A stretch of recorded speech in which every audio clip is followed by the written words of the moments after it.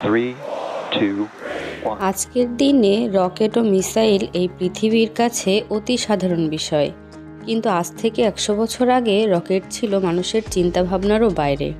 হ্যাঁ বন্ধুরা, রহস্য জগতের এই পর্বে আপনাদেরকে জানাতে চলেছি রকেট আবিষ্কারের আশ্চর্য ইতিহাস।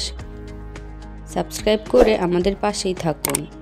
রকেটের আবিষ্কার ধাপে ধাপে বিভিন্ন যুগে এবং বিভিন্ন বিজ্ঞানীর অবদানের মাধ্যমে হয়েছে। রকেট প্রযুক্তির মূল ধারণাটি চীনে 1300 শতকে বিকশিত হয়। তারা গান পাউডার দিয়ে আতশবাজি বানিয়ে বিভিন্ন উৎসবে ব্যবহার করত। 1232 সালে মঙ্গল আক্রমণের সময় চীনারা ফায়ার অ্যারো নামে একটি আদিম রকেট বানিয়ে সেই যুদ্ধে ব্যবহার করে এবং সেখান থেকে এর ব্যবহার শুরু হয়। তারপর 1687 সালে আইজ্যাক নিউটন তার গতিবিধির সূত্র আবিষ্কার করেন, যা পরবর্তী রকেট প্রযুক্তির ভিত্তি তৈরি করে। তারপর 1687 সালে আইজ্যাক নিউটন গতিবিধির সূত্র নিউটনস ল অফ মোশন আবিষ্কার করেন, যা পরবর্তী সময়ে রকেট প্রযুক্তির ভিত্তি তৈরি করে এবং এই রকেটকে আরও নতুনভাবে কাজে লাগানোর জন্য নতুন নতুন পথ বের করতে থাকেন। 1898 সালে রুশ বিজ্ঞানী কনস্তান্তিন প্রথম গণিতের মাধ্যমে রকেটের কার্যকারিতা ব্যাখ্যা করেন এবং রকেট সমীকরণ রকেট ইকুয়েশন প্রস্তাব করেন।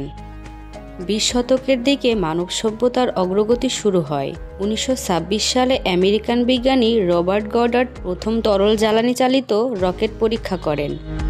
তিনি আধুনিক রকেটের প্রযুক্তির পথ প্রদর্শক ছিলেন।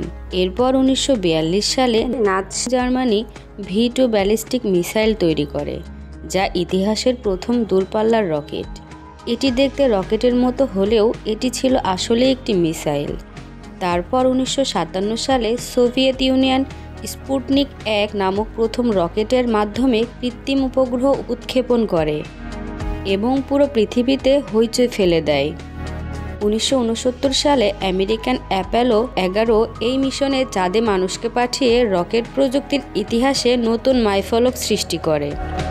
বর্তমানে স্পেসএক্স, নাসা, ব্লু অরিজিন এর মতো সংস্থাগুলো পুনর্ব্যবহারযোগ্য রকেট প্রযুক্তি নিয়ে কাজ করে চলেছে।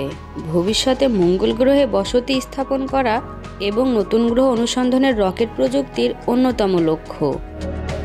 ভিডিওটি ভালো লাগলে লাইক, কমেন্ট, সাবস্ক্রাইব করে আমাদের পাশেই থাকুন।